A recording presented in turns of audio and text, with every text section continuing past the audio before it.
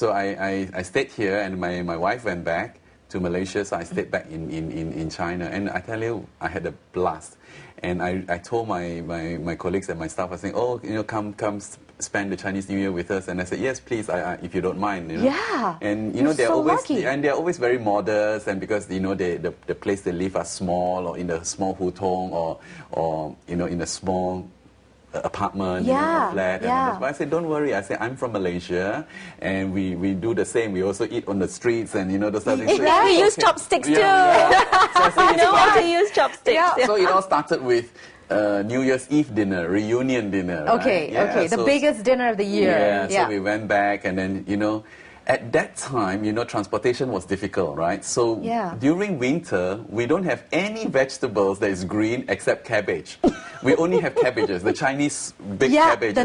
What we call napa cabbage, not napa really cabbage, the round one. the long ones, the long ones. Okay. The napa, the Chinese cabbage. Yeah.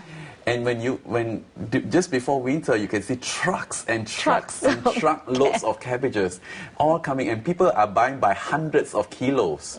And when you walk, so when you go out to the houses and all those, you will see the cabbages are all stacked on top of the roof and everything, because it's cold. Cabbages stacked on top of the roof. Yeah, and the good thing about the cabbages is because in the winter, right, when you want to eat, if it's outside, it's dirty, then you just pluck off the top, and then you can eat the inside. Oh my gosh, you're right. And it's still nice and fresh and crisp. And it's cold, so it's like in the refrigerator, so it makes no difference.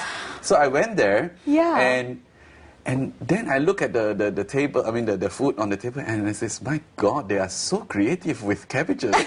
Because we have steamed cabbage, we have pickled cabbage, we have smoked cabbage, we have this cabbage with spicy prawns, cabbage.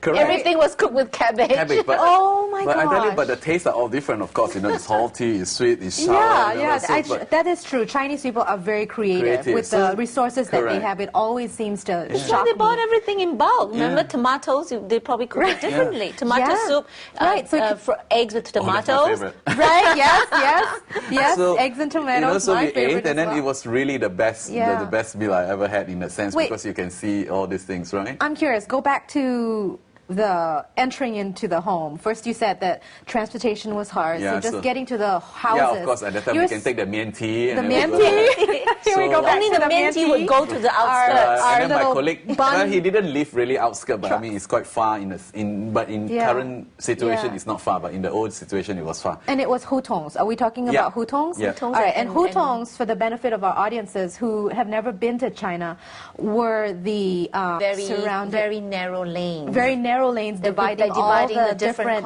courtyards, and all the courtyards are surrounded by 4 buildings, where it's usually owned by one family, or lived sometimes in with it's all many families. Many families. Sometimes one depends. Yeah, sometimes one depending on how rich you are. Right. But this normally they have one section of the out of the 4, maybe you get one section or a quarter or 1/8 of it. So like my friend, they have a quarter of it or half of it.